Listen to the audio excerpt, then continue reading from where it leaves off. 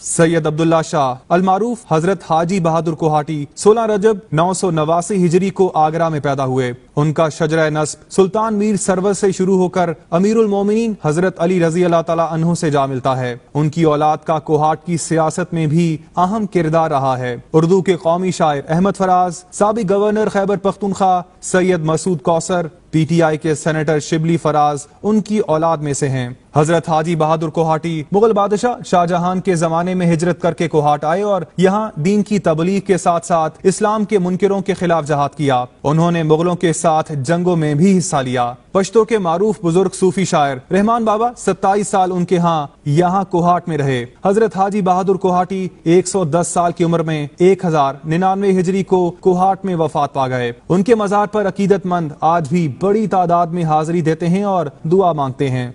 تبرک سے بھی مستفید ہوتے ہیں۔ مزار میں ان کے ہاتھوں کا لکھا قرآن پاک آج بھی اچھی حالت میں موجود ہے اور لوگوں کی توجہ کا مرکز ہے۔ مزار کے احاطے میں بھیک مانگنے والوں کی بھی بڑی تعداد ہر وقت موجود رہتی ہے۔ پروگرام میری دنیا کے لیے منور اورکزئی، دنیا نیوز کوہاٹ۔